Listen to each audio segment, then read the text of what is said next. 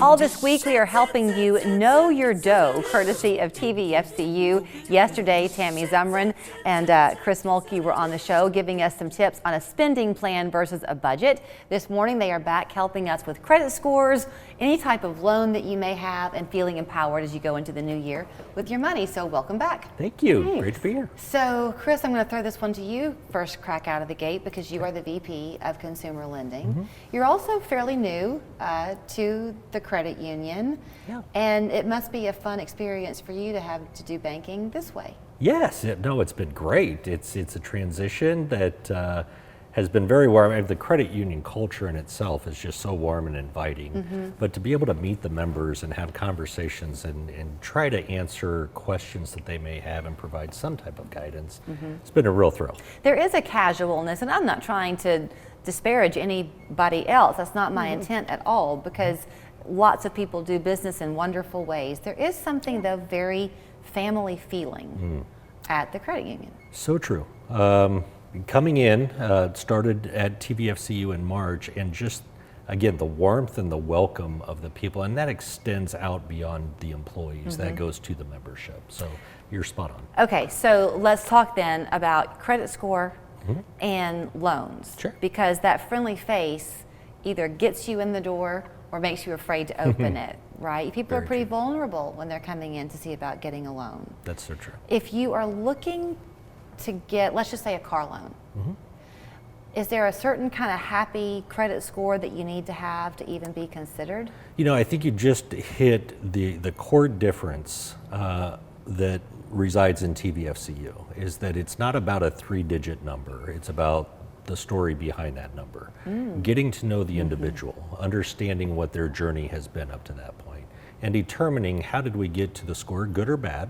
What has been that history leading up to it? We believe that character says a lot more about a person than a number does. Okay, so let's still stick with the idea that it's, okay, first of all, let's talk about the types of loans you can get at the credit union. Yep. Car loan. Car loan, personal signature loan, good for consolidating. Lines of credit. We can certainly take applications for credit cards. Okay. So the whole gamut on the consumer side. Okay, I'm going to just jump around here. So let's pretend that you're somebody out there and you don't have a great credit score. Yeah. And maybe you're looking to build one. Yeah. That's where the line of credit can come in, right? It can. All those loans can come in and play a part in that. Looking to rebuild credit, I think the first step you need to take in rebuilding credit is understanding what a credit score is made up of, right? And so identifying that the 5 major pieces of a credit score, primarily payment history. How have you made your payments? Have you made them on time? How much credit do you have? How much do you owe out there at any given time? How long have you had credit? Well, I was just sitting here thinking, though, you know, when you first start out, what is a credit score? You know, I mean, people hear that. Young people know that there is such a thing as a credit bureau and a credit score. But I think one misconception is that somebody is giving you this score. They're assigning you this number. As opposed to you earning it. As opposed to you earning it. So the things that Chris was mentioning as far as making your payment on time, you know, and your loan, the ratio of how much you are lended out. Credit those, those kind of things, you're making those decisions. So the score that ends up being applied is totally based on the things you've done. That's absolutely true. And I think that we don't always realize that. And so, you know, a lot of people end up in trouble because they end up with a lower credit score and they really don't know how they got there. They thought, well, I was just 5 or 10 days late. What big deal was that? I still paid it. Right. You know, and they don't realize all of that goes into your credit score. Okay, so let's talk about that. I did pay it, but I was late. Often, even if it's something like your cable bill, you can set that. If you look at your expenses and then the income that you earn, you can see how many bills are due the 1st to the 15th and what's due the 15th to the end of the month. And if you have more money going out one part than another part, can't you try to work with the particular entity if it's your cable bill and see if you can pay your bill on the 26th versus the 13th? Yeah. Certainly talk to your creditors, talk to your partners there, and see if they can adjust that, because most are willing to, unless there's just a hard, fast rule of when a due date. In most companies, your mortgage, your house payment is due on the first of the month typically. But yeah, cable companies, that's a great example. Call and talk to them. Let them know what you're needing. Most people just don't even take that step to ask to see if there is a solution.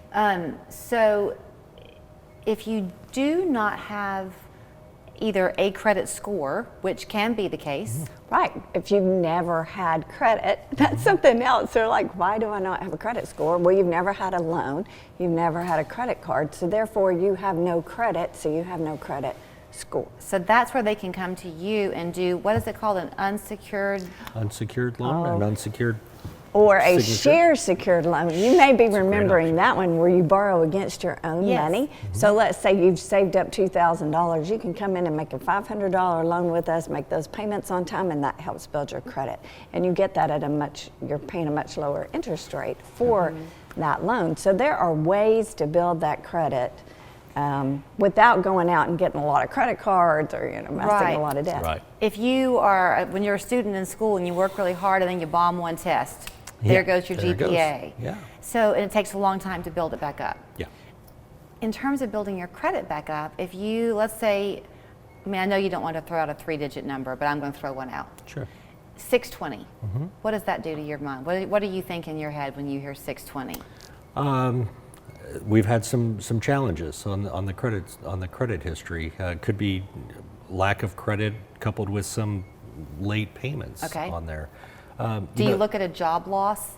If there's been a job loss, do you look at that from a different light than just laziness, if you will? Certainly. Again, it's about the journey. It's about the story. What's the why behind that number? So I really want to encourage people that even if there are challenging credits, I know it can be difficult to have that conversation, but share your story.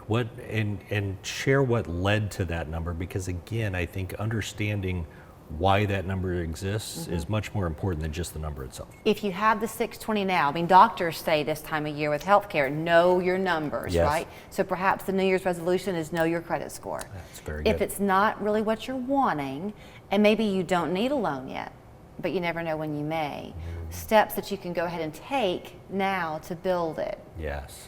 If you begin to make those payments on time, whatever you do, pay some things off, typically, will you see some results like in a 2-month time frame? Like, is there a standard? Such a great question, and it's such a hard question to answer because it's so unique to each individual. Everybody's credit history is different. There's different lengths of time. There's different number of loans. There's different balances that are owed. So everything is just so fluctuating depending on the unique circumstances of that person.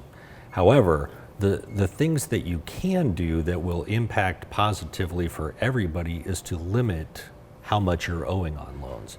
Limit taking out lots of new credit in a short period of time. Okay. Those are things that will instantly have a negative impact if those start to grow. I know I'm fixating on this, but I think a lot of people do have questions. So let's go again with the credit score thing.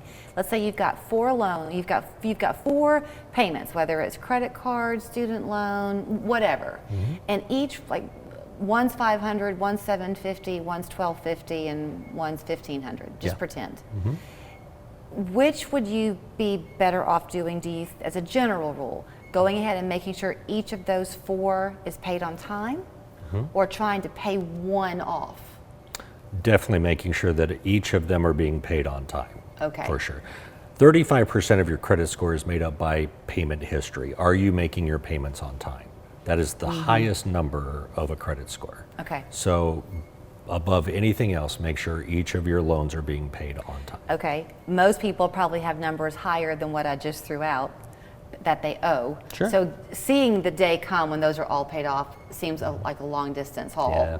If they do the payments on time and that 620 number is beginning to inch up, then can they come to you and say, look, here's $8,000 worth of debt I owe, can I consolidate it? Absolutely. And again, it's an opportunity to lower potentially lower the interest rate, get it into one payment, and speed up the process of getting that loan paid off. I've heard some folks say that this is a real problem that we have now, kind of countrywide, that we look more at the monthly payment and not as much at the interest rate. That interest rate's pretty important. It is important. You know, you use 620 as an example for a credit score, just to put it into comparison's sake. Hypothetical numbers, at a 620, let's say you're paying 15.5% on a $20,000 auto loan for 5 years. You're going to pay probably around $9,000 total in interest over the life of that loan. Wow. You look at a 780 credit score and maybe you're getting 2.49% interest rate. You're going to be paying about $1,300 in interest over the life of that loan. Something else, if you're paying 15.25% interest, that's a mighty high loan you're paying every month. It's a large and payment. that's going to cut in to your ability to get ahead. You're just what treading you water. can do on something else. So yeah, that score affects that. Something else I had never really thought a lot about too is if you have credit cards, you don't want to keep them maxed out because that negatively impacts you, right? And you're sitting here thinking, well, they gave me a limit of this. It should be okay to, you know, spend up to that limit when actually that can ding your credit score. So, you know, I mean, I've been sitting here having this conversation with you, and yet I'm wishing I had a notebook in my hand so I could have been taking notes, because it's not always logical thinking. You know, it's You're not. right. It is to somebody. It is to somebody. So, It wasn't to me when I started even learning though all you that. can do all your banking online at the credit union, and you can come in and you can talk. So maybe if you do come in and talk, bring pen and paper Yes. to take some notes, because you'll forget it Yes. when you get back into your daily life. Yeah. Absolutely. And utilize the tools that are available to you. Tammy and her team and TVFCU are going above and beyond in creating financial literacy and financial wellness tips. But there's many resources that are available for people to learn. But yeah, we'd love for people to come in and have conversations with us. I guess too, something else that can happen, because you can't promise anything to people walking through your door except a smile, I guess, and the ability to open up an account. So even if you're not there yet with where you're wanting to get with your financial goals, if you just open an account and begin to put some money aside, and don't make sure that you think that your money can work for you and understand how it works. Is that a lot of it, Tammy? Yeah, and I'd also like to add that, you know, if you run into financial difficulties, which happens because life happens, you know, don't sit there and isolate and just try to figure it out and maybe not be making your payments on time and all that. Go straight to your financial institution, whether it's us or whoever you happen to be doing business with, and tell them you've run into some financial difficulties and get help in being able to manage that, because it's so easy to get yourself into hot water when you know, you don't talk to somebody and go ask that advice. You do kind of have a natural, you're right, you have a natural reaction of holding it in. And I don't want anybody to know. Yeah, so, I'm embarrassed. I lost my Yes. job. I can't make this payment.